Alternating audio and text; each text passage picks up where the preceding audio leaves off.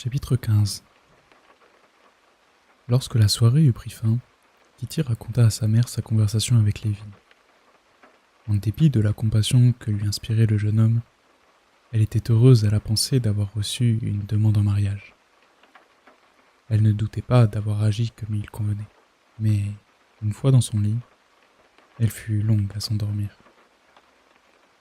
Un souvenir l'obsédait, celui du visage de Levin, les sourcils froncés, debout, écoutant le vieux prince et fixant sur elle et sur Vronsky un regard sombre et désolé. Elle eut tellement pitié de lui que les larmes lui vinrent aux yeux, mais aussitôt, elle songea à celui qui le remplaçait. Elle évoqua avec netteté ce visage ferme et viril, cette noble assurance, cette bonté qui apparaissait dans tous ses gestes. Elle se rappela l'amour que lui portait celui qu'elle aimait, et la joie rentra dans son âme. Elle appuya sa tête sur son oreiller avec un sourire de bonheur. « Cela me fait de la peine. Mais qui puis-je ? Ce n'est pas de ma faute, songea-t-elle, bien qu'une voix intérieure lui dit le contraire. Elle ne savait pas si elle se repentait d'avoir attiré Levin ou de l'avoir refusé. Mais son bonheur était empoisonné par le doute. « Seigneur, aie pitié de moi, Seigneur, aie pitié de moi !»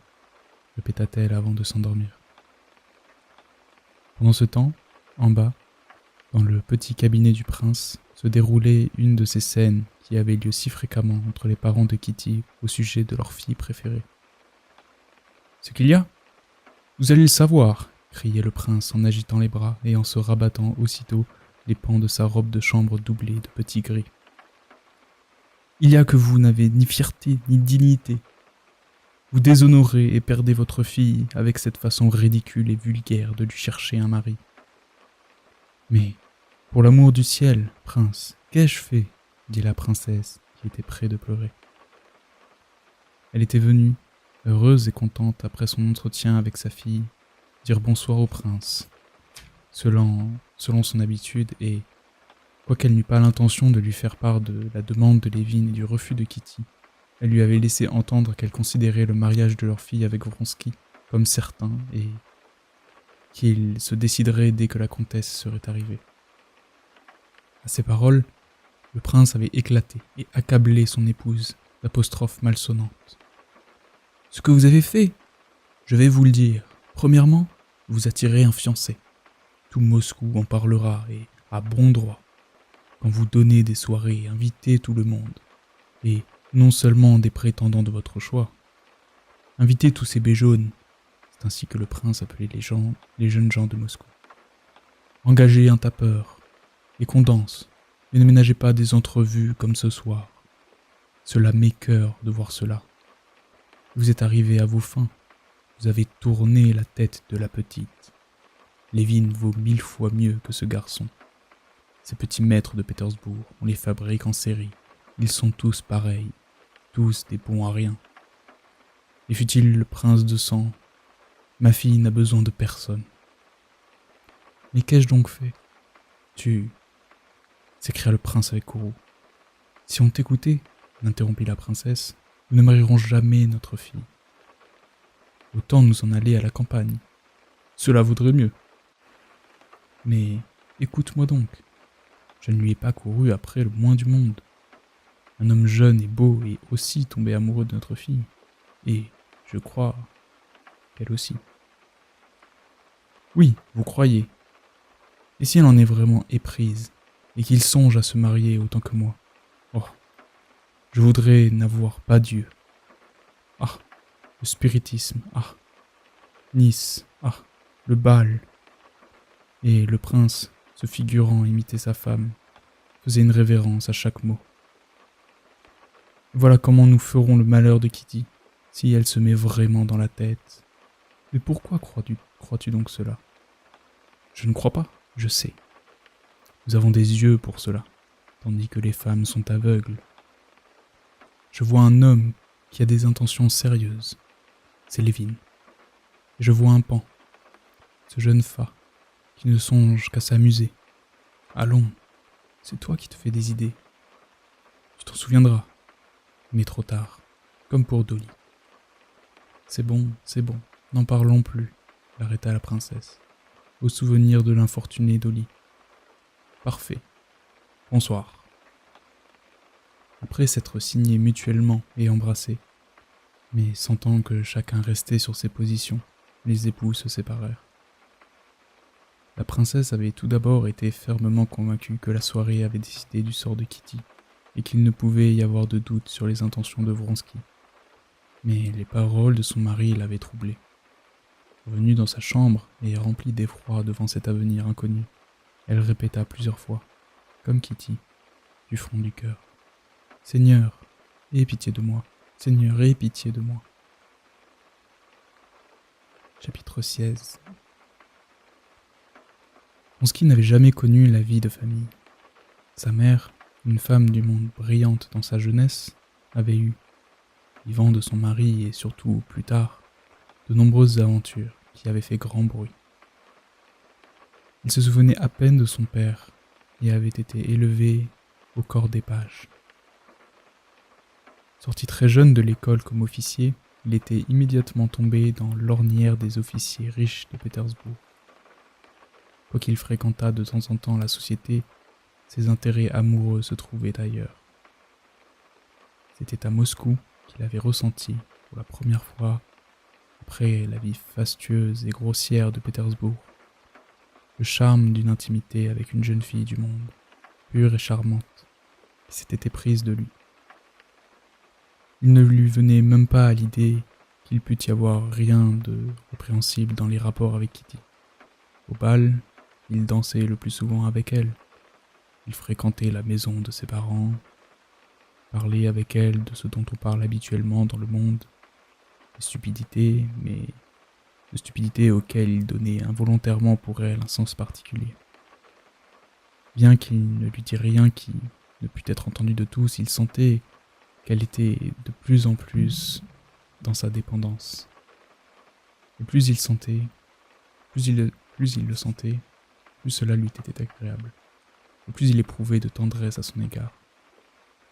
Il ignorait que cette manière d'agir envers Kitty avait une appellation bien définie, que c'était une tentative de séduction sans idée de mariage et que cette tentative de séduction comptait parmi les mauvaises actions habituelles aux jeunes gens brillants de son espèce.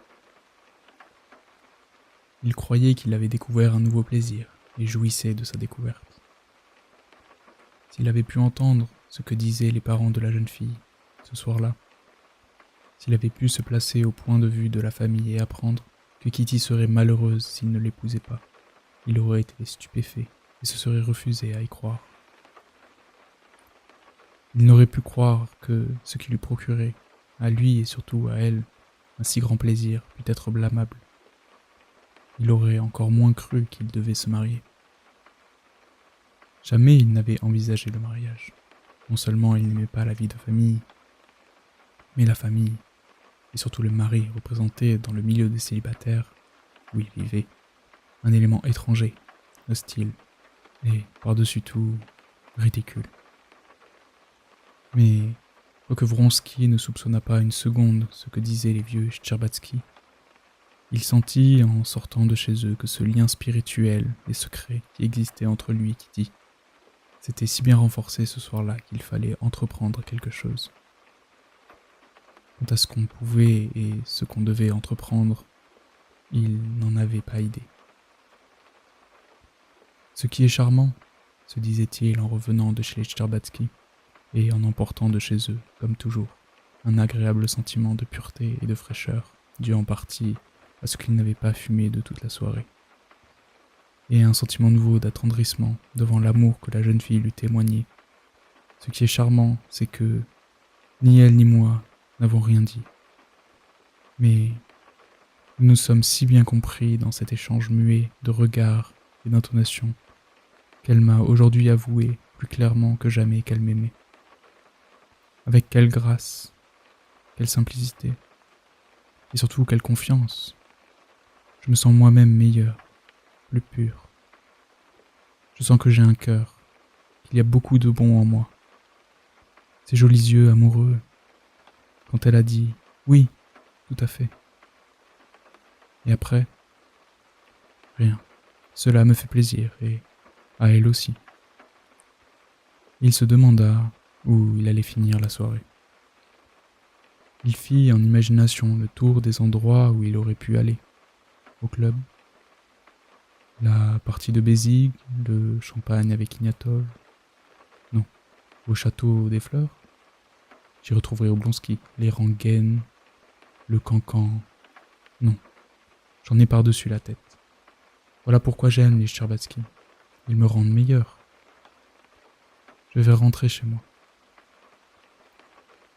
Il regagna directement sa chambre chez Dussault, se fit à souper, se déshabilla, et eut à peine posé la tête sur son oreiller qu'il s'endormit d'un profond sommeil.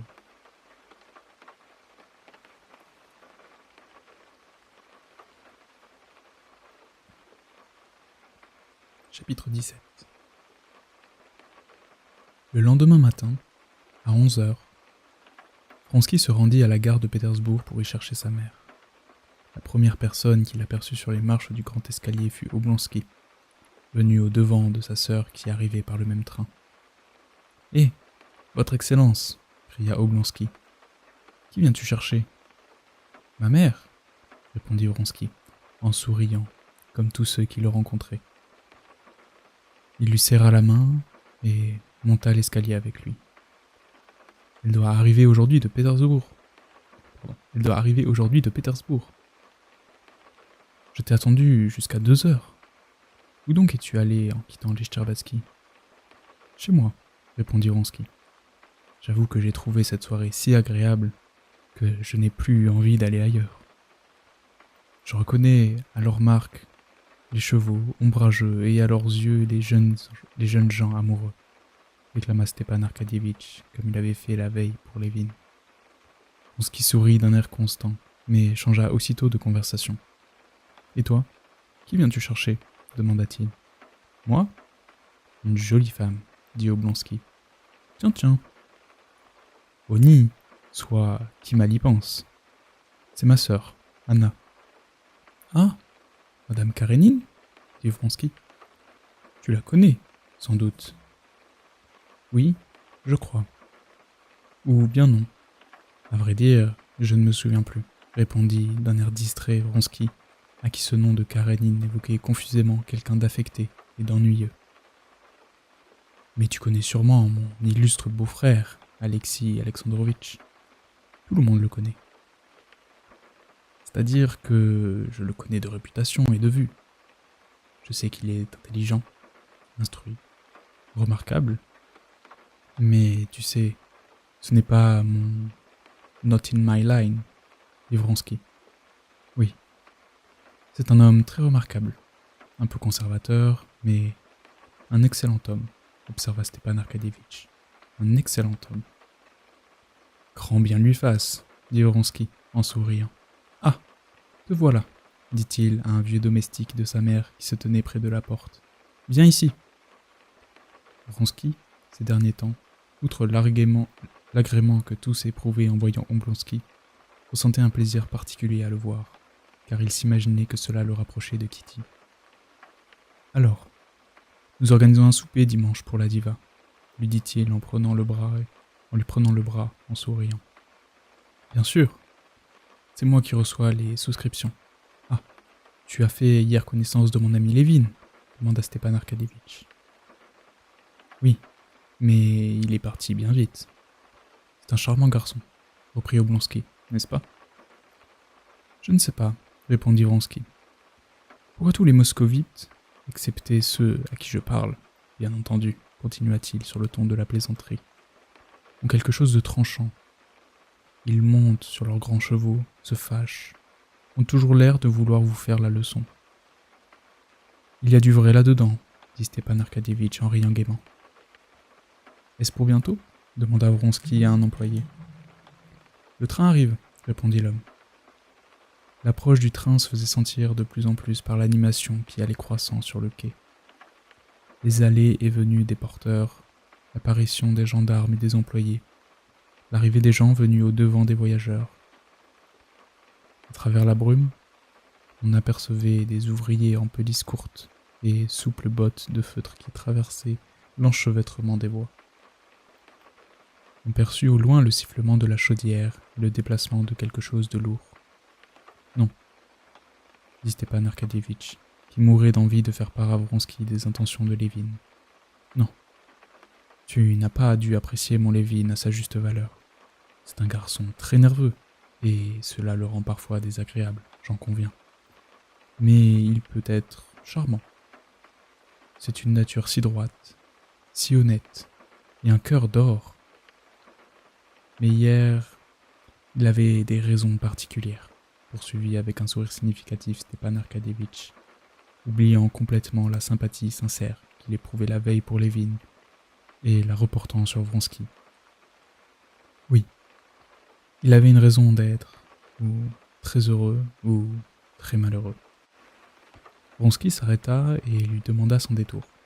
« Veux-tu dire par là qu'il a demandé hier ta belle-sœur en mariage ?»« Peut-être, » dit Stepan Arkadievitch. « J'ai cette impression. Oui, s'il est parti tôt et s'il était encore de mauvaise humeur, c'est que c'est cela.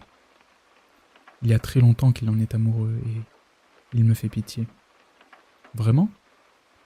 Je crois d'ailleurs qu'elle peut espérer trouver un meilleur parti, » dit Vronsky, et, se redressant, il se remit à marcher. « Au reste, je ne le connais pas, » ajouta-t-il. « Oui, c'est une situation pénible. C'est pourquoi la plupart des hommes préfèrent avoir affaire aux Clara. Au moins, si tu échoues, c'est simplement que tu n'as pas assez d'argent, tandis qu'ici, c'est ta dignité qui est en cause. Mais voici le train. » En effet, la locomotive sifflait déjà au loin. Quelques minutes plus tard, le quai fut ébranlé et la machine, soufflant une vapeur rabattue par le froid, pénétra dans la gare. La bielle de la roue centrale se pliait et se dépliait d'un mouvement lent et régulier. Le mécanicien, mitouflé et couvert de givre, saluait. Derrière le tendait, imprimant au quai une secousse plus violente. Approcha le fourgon aux bagages où glapissait un chien. Enfin, dans les chaos qui précédaient l'arrêt, avancèrent les wagons de voyageurs. Un contrôleur aux airs dégagés sauta en marche en donnant un coup de sifflet. Derrière lui, commencèrent à descendre, un à un, les voyageurs impatients. Un officier de la garde, raide comme une canne, et jetant des regards sévères autour de lui. Un petit marchand affairé, porteur d'un sac, le sourire aux lèvres. Un moujik, avec une besace en bandoulière. Vronsky, debout, près d'Oblonsky, regardait choses et gens. Il avait complètement oublié sa mère. Ce qu'il venait d'apprendre au sujet de Kitty lui procurait une joie mêlée d'exaltation. Il bombait le torse involontairement, ses yeux brillaient. Il avait le sentiment d'une victoire. « La comtesse Vronsky est dans ce compartiment, » dit le contrôleur, en s'approchant de Vronsky. Ces mots le réveillèrent et lui rappelèrent sa mère et leur rencontre toute proche. Au fond de lui-même, il ne respectait pas sa mère et, sans en convenir, ne l'aimait pas. Mais, conformément aux idées du milieu dans lequel il vivait et à son éducation, il ne pouvait imaginer envers sa mère qu'une attitude au plus haut point respectueuse et soumise, et d'autant plus respectueuse et soumise qu'au fond de son cœur, il l'aimait et la respectait moins.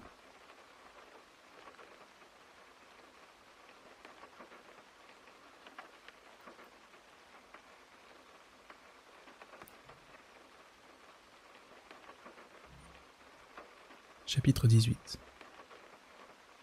Vronsky suivit le contrôleur dans le wagon. Au moment d'entrer dans le compartiment, il s'arrêta pour laisser passer une dame qui sortait. Avec l'instinct d'un homme du monde, Vronsky, d'un seul coup d'œil, plaça cette dame parmi les femmes de la meilleure société. Il s'excusa et allait continuer dans sa route, mais il se retourna instinctivement pour la regarder encore une fois. Non à cause de sa beauté, de l'élégance et de la grâce discrète qui se voyaient dans toute sa personne, mais parce que l'expression de son charmant visage, lorsqu'elle avait passé devant lui avait paru particulièrement aimable et caressante. Tandis qu'il la regardait, elle tourna la tête aussi. Ses yeux gris et brillants, que des cils épais faisaient apparaître sombre se posèrent avec une attention amicale sur son visage, qu'elle parut reconnaître, et se reportèrent aussitôt sur la foule de passants, où elle sembla chercher quelqu'un. Dans ce bref regard, Vronsky eut le temps de noter la vivacité contenue qui se jouait sur son visage et apparaissait tantôt dans ses yeux brillants, tantôt dans le sourire imperceptible qui effleurait ses lèvres fraîches. On eût dit que son être débordait d'un trop-plein de vie, qui se reflétait malgré elle dans l'éclat de ses yeux ou dans son sourire. La lueur de son regard, intentionnellement voilée, reparaissait malgré elle dans un sourire à peine perceptible. Vronsky entra dans le wagon. Sa mère, une vieille femme sèche, aux yeux noirs, coiffée de petites boucles, l'examina en fermant à demi les yeux et en souriant de ses lèvres minces. Elle se leva de la banquette, passa son sac de voyage à sa femme de chambre et tendit sa petite main osseuse à baiser à son fils, qu'elle embrassa à son tour sur le front. « Tu as reçu mon télégramme ? Tu vas bien ? Dieu soit loué. »« Avez-vous fait bon voyage ?» lui dit son fils en s'asseyant à côté d'elle et en prêtant involontairement l'oreille à une voix de femme derrière la porte. Il savait que c'était la voix de la dame qu'il avait croisée en montant dans le train. « Malgré tout, je ne suis pas de votre avis, » disait la voix. « Point de vue pétersbourgeois. Point de vue pétersbourgeois, madame. Non, féminin, simplement, » répondit-elle. « Eh bien, permettez-moi de vous baiser la main. »« Au revoir, Ivan Petrovitch. Voyez si mon frère n'est pas là, et envoyez-le-moi, » dit la dame à l'entrée du compartiment où elle rentra. « Avez-vous trouvé votre frère ?» lui demanda la comtesse Vronsky. Vronsky se souvint alors que c'était Madame Karénine. « Votre frère est ici, » lui dit-il en se levant. « Excusez-moi, je ne vous avais pas reconnu. Nous nous sommes sans doute rencontrés si rarement que vous ne vous souvenez sans doute pas de moi. »« Oh, si, je vous aurais reconnu, car pendant tout le trajet, nous n'avons fait que parler de vous, votre mère et moi, » dit-elle, laissant enfin son enjouement percer dans son sourire. « Mon frère n'est toujours pas là. »« Appelle-le donc, Alyosha, » dit la vieille comtesse. Vronsky descendit sur le quai et cria « Oblonsky, par ici !» Et Madame Karénine n'attendit pas son frère. Dès qu'elle l'aperçut, elle descendit sur le quai d'un pas léger et résolu. Lorsqu'il l'eut rejointe, elle lui passa le bras autour du cou, d'un geste qui frappa Vronsky par sa grâce et son énergie.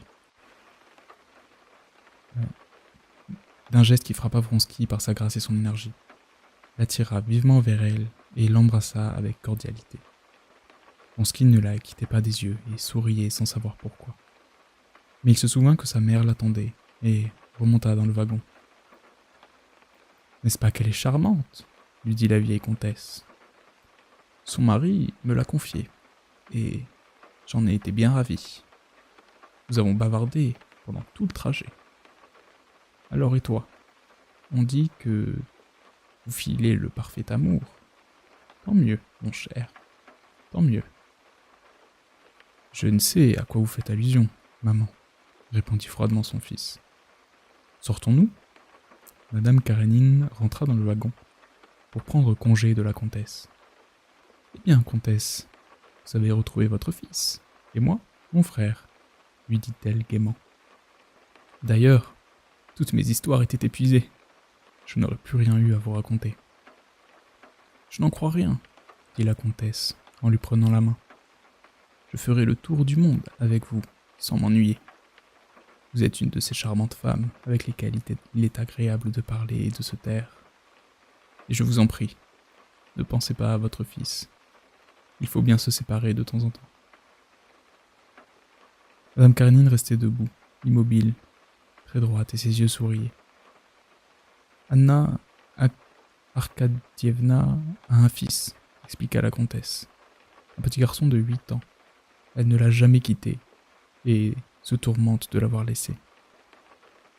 Oui, nous avons tout le temps parlé de nos fils, la comtesse et moi, dit Madame Karénine, et un sourire éclaira à nouveau son visage, un sourire gracieux, qui était destiné à Vronsky.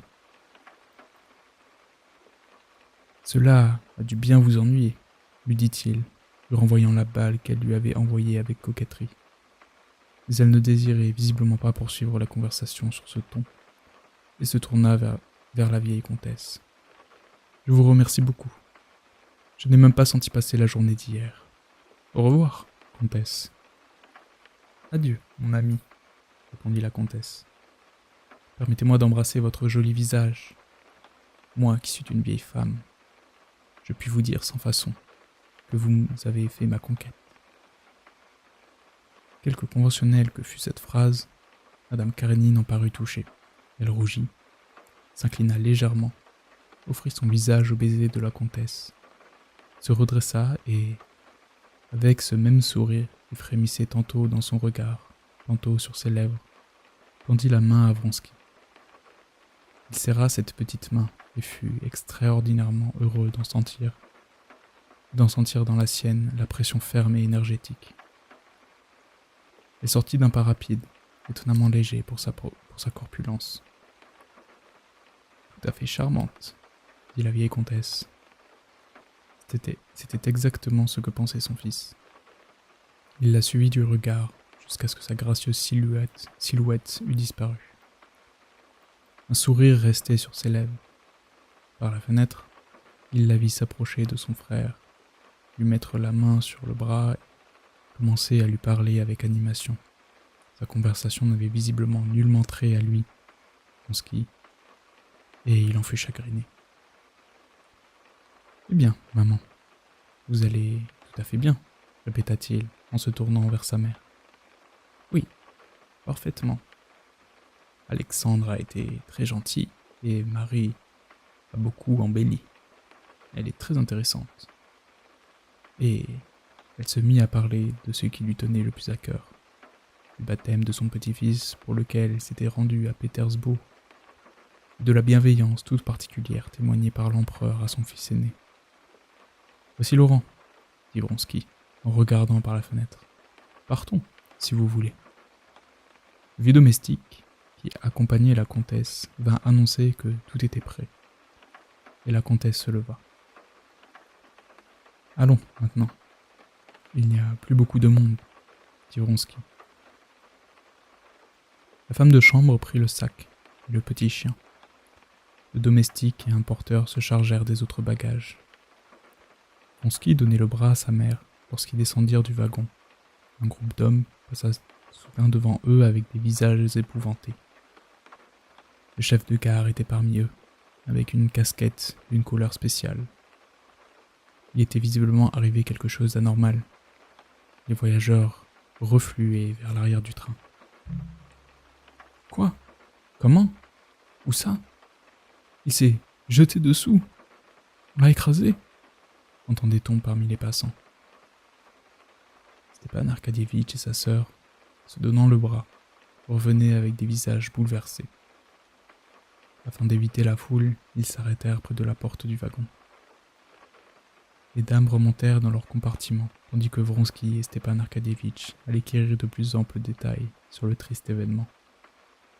Un garde-voie, ivre ou trop emmitouflé afin de se préserver du froid, n'avait pas entendu l'arrière du train s'ébranler et avait été écrasé. Les dames avaient été mises au courant par le domestique avant le retour de Vronsky et d'Oblonsky. Ceux-ci avaient vu le cadavre défiguré. Oblonsky était visiblement affecté. Il fronçait les sourcils et semblait prêt à pleurer. Ah, quelle horreur! Ah, Anna, si tu l'avais vu! Ah, quelle horreur! Répétait-il. Vronsky gardait le silence. Son beau visage était sérieux, mais parfaitement calme. Ah, si vous avez vu cela, comtesse, dit Stepan Arcadievitch. Sa femme était là aussi. C'était affreux de la voir. Il s'est jeté sur son corps. Il paraît qu'il était seul à nourrir une nombreuse famille. C'est cela qui est terrible. Ne peut-on faire quelque chose pour elle ?» dit Madame Karénine, d'un ton ému. Vronsky la regarda et quitta aussitôt le wagon. « Je reviens tout de suite, maman, » dit-il en se retournant au moment de franchir la porte. Lorsqu'il revint, au bout de quelques minutes, Stepan Arkadyevitch parlait déjà à la comtesse de la nouvelle cantatrice, et celle-ci regardait avec impatience du côté de la porte, guettant son fils. « Partons, maintenant, » dit Vronsky en rentrant. Ils sortirent ensemble. Vronsky marchait devant, avec sa mère. Derrière venait Madame Karénine et son frère. À la sortie, le chef de gare rattrapa Vronsky.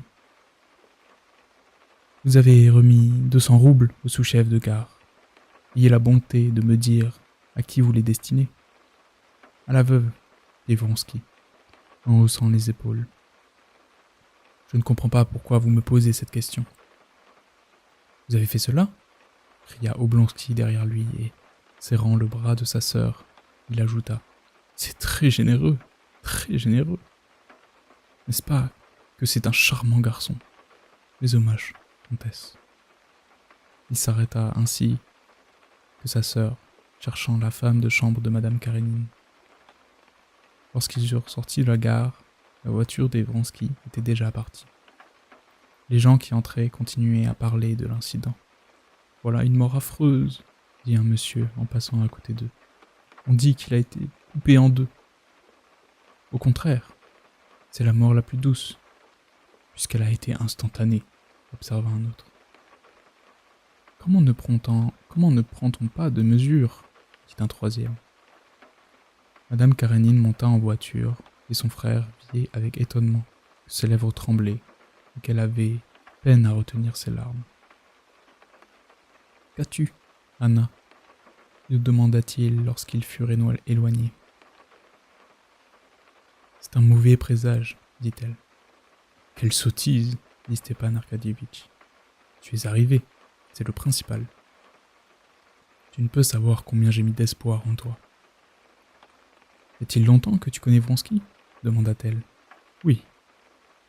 Tu sais, nous espérons qu'il va épouser Kitty. »« Ah oui ?» dit Anna calmement. « Maintenant, parlons de toi, » reprit-elle en secouant la tête, comme si elle voulait chasser une pensée importune et gênante. « Parlons de tes affaires. J'ai reçu ta lettre, et me voilà. »« Oui, je n'ai plus d'espoir qu'en toi, » dit Stepan Arkadyevitch. « Allons, raconte-moi tout. » Et Stepan Arkadyevitch commença à raconter. Arrivé chez lui, Oblonsky fit descendre sa sœur de voiture, lui serra la main et se rendit au tribunal.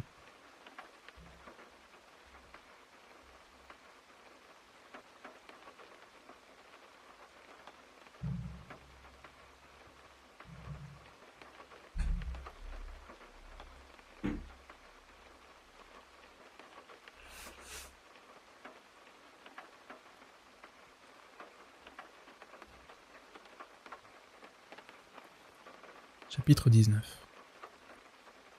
Lorsqu'Anna entra, Dolly, assise dans le petit salon, faisait répéter sa leçon de français à un petit garçon joufflu et blond qui était maintenant tout le portrait de son père. Le petit garçon lisait tout en se tortillant et en s'efforçant d'arracher un bouton qui tenait à peine à sa veste. La mère avait voulu l'empêcher plusieurs fois, mais la petite main potelée revenait toujours au bouton. Dolly arracha le bouton et le mit dans sa poche. « Laisse tes mains tranquilles, Gritcha, » dit-elle, et elle reprit sa couverture en tricot, ouvrage commencé depuis longtemps, auquel elle revenait toujours dans les moments pénibles. Elle travaillait nerveusement, lançant son doigt d'un mouvement saccadé et comptant ses mailles. Quoiqu'elle eût fait dire la veille à son mari qu'elle se souciait fort peu que sa sœur vînt ou ne vînt point, elle avait tout fait préparer pour son arrivée et attendait sa belle-sœur avec émotion. Dolly était accablée, écrasée par son chagrin. Elle se souvenait cependant que sa belle-sœur Anna était la femme d'un personnage important, et elle-même une grande dame de Pétersbourg.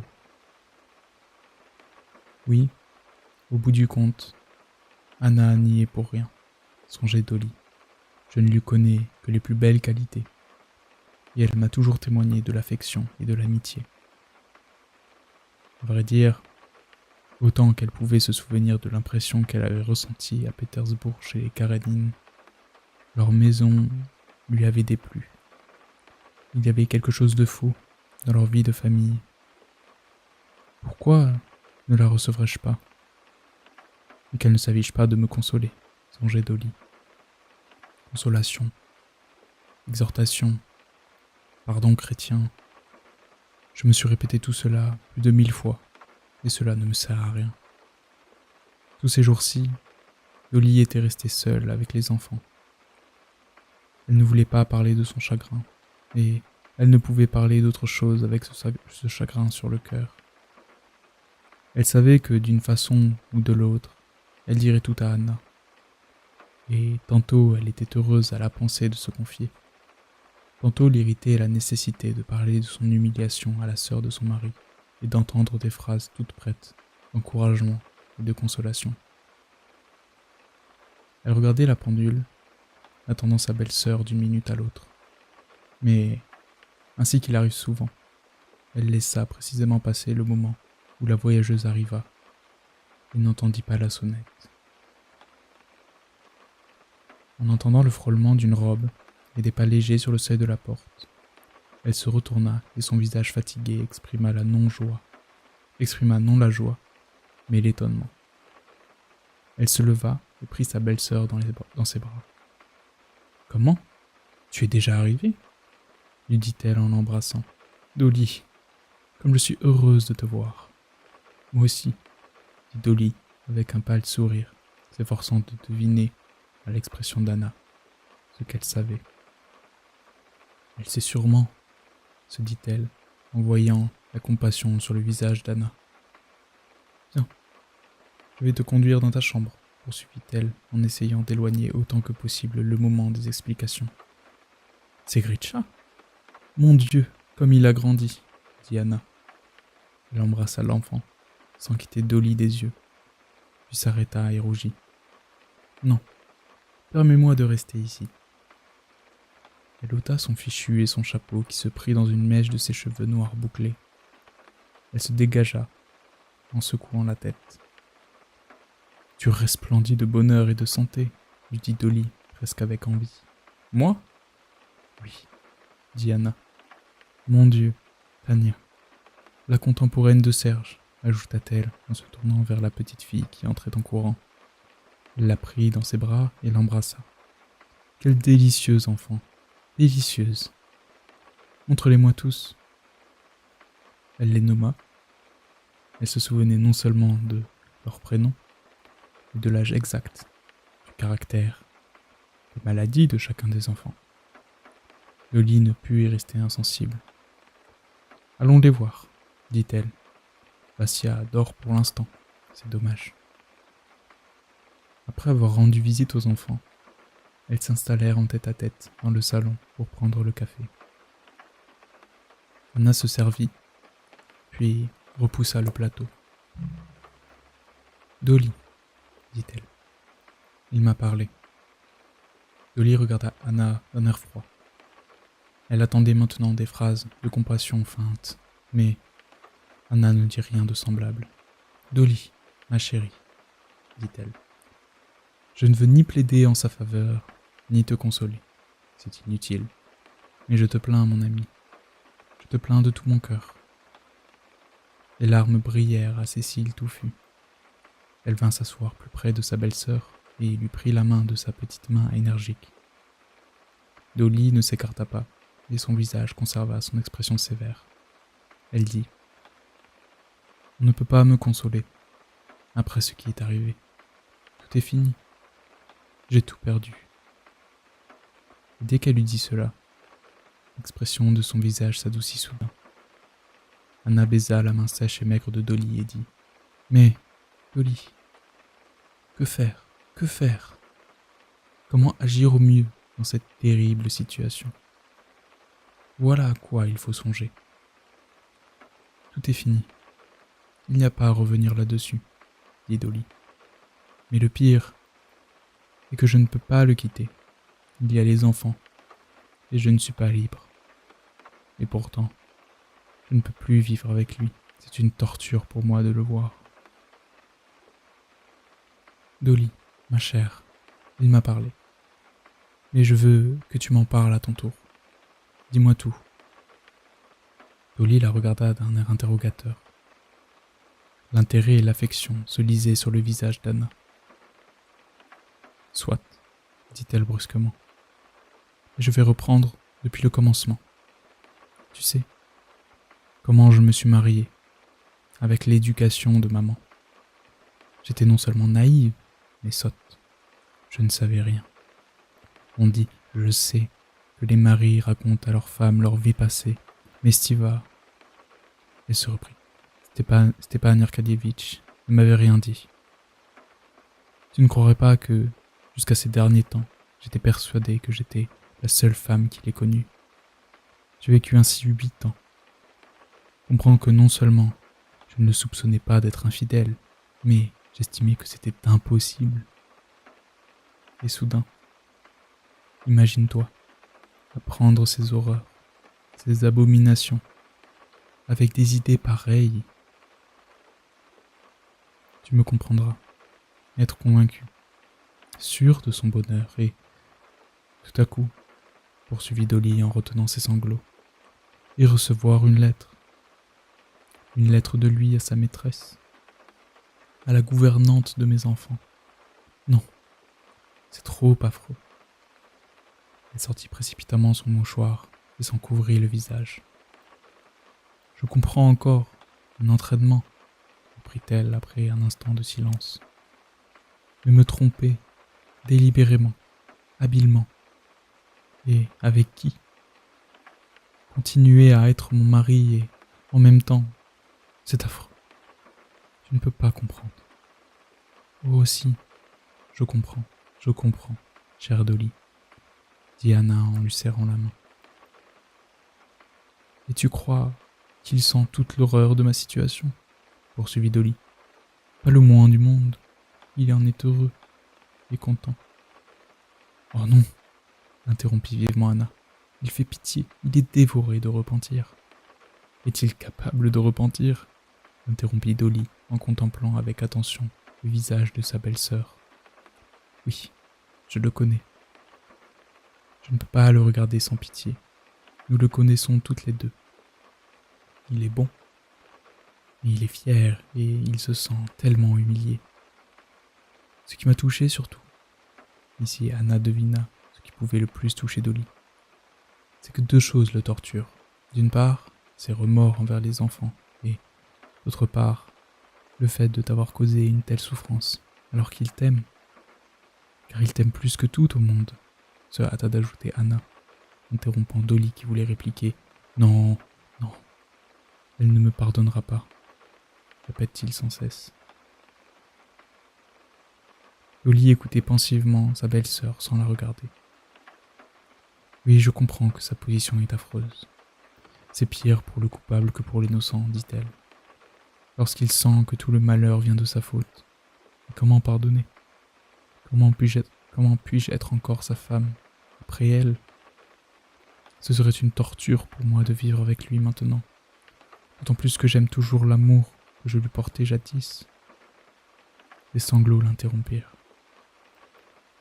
Mais, comme par un fait exprès, chaque fois qu'elle se calmait, elle se remettait à parler de ce qui l'exaspérait. Elle est jeune, belle, reprit-elle. Et comprends-tu, Anna, par qui ma beauté et ma jeunesse ont été prises? Par lui et par ses enfants. J'ai fait mon temps, j'ai sacrifié tout ce que j'avais. Et maintenant, il trouve plus d'agrément auprès d'une créature fraîche et vulgaire. Ils ont parlé de moi. Ou pire encore, ils m'ont passé sous silence. Tu comprends? Une lueur de haine brilla à nouveau dans ses yeux. Et après cela, il me dira « Puis-je le croire ?» Jamais. Non, tout est fini. Tout ce qui faisait ma consolation, la récompense de mes peines, de mes tourments. Le croiras-tu? Je viens de faire travailler Gretcha. Avant, c'était une joie, maintenant, un supplice. Pourquoi me suis-je donné tant de mal? Pourquoi ai-je eu des enfants? Ce qui est horrible, c'est que mon âme a soudain été bouleversée. Au lieu d'amour, de tendresse, je n'éprouve plus que pour lui de la haine. Oui, de la haine. Je pourrais le tuer et... Dolly, mon ami, je te comprends, mais ne te torture pas. Tu es si outragé, si agité, que tu ne vois pas les choses sous leur vrai jour. Dolly se calma, et elles gardèrent toutes deux le silence pendant quelques minutes. Que faire? Songe-y, Anna. Viens à mon secours. J'ai tout envisagé et je ne vois rien. Anna ne trouvait aucune solution, et son cœur répondait à chaque parole, à chaque expression du visage de sa belle-sœur. Voici ce que je vais te dire, commença-t-elle. Je suis sa sœur. Je connais son caractère. Cette faculté qu'il a de tout oublier. Elle passa la main devant son front. Cette faculté de se laisser entraîner totalement, mais aussi de se repentir du fond du cœur. Aujourd'hui, il ne comprend pas comment il a pu faire ce qu'il a fait. Si, il le comprend. Il était conscient, interrompit Dolly. Mais tu m'oublies. Cela n'en est pas moins pénible pour moi. Attends. Quand il m'a parlé, je t'avoue que je n'ai pas compris tout de suite toute l'horreur de ta position. Je ne voyais que lui et la désunion de votre famille. C'était de lui que j'avais pitié, mais maintenant que j'ai parlé avec toi, en tant que femme, je vois autre chose, je vois tes souffrances. Et je ne puis te dire combien je te plains. Dolly, mon ange, je comprends parfaitement tes souffrances, et j'ignore seulement à quel point tu l'aimes encore. C'est à toi de savoir s'il te reste assez d'amour pour lui pardonner. S'il t'en reste assez, pardonne-lui. Non, commença Dolly. Mais Anna l'interrompit en lui baisant encore une fois la main. Je connais le monde mieux que toi, dit-elle. Je sais comment les hommes comme Stiva considèrent cela. Tu dis qu'il lui a parlé de toi. Il n'en est rien. Ces hommes-là commettent des infidélités, mais leurs foyers domestiques et leurs femmes sont un sanctuaire pour eux. Ils continuent à mépriser ces autres femmes. Ils ne font pas de tort à leur famille. Ils tracent une ligne infranchissable entre elles et leur famille. Je ne le comprends pas, mais c'est ainsi. Oui, mais il l'embrassait. Dolly, mon âme, écoute, j'ai vu Stiva quand il était amoureux de toi. Je me rappelle l'époque où il venait pleurer chez moi en me parlant de toi, et à quelle hauteur poétique il te plaçait. Et je sais que plus tu as vécu avec lui, plus tu as grandi à ses yeux. Nous moquions de lui parce qu'il ajoutait après chaque mot « Dolly est une femme étonnante. » Tu as toujours été et tu es resté une divinité pour lui. Ce n'était pas là un entraînement de son cœur. Mais si cet entraînement se reproduit, je crois que c'est impossible. Tu pardonnerais, toi?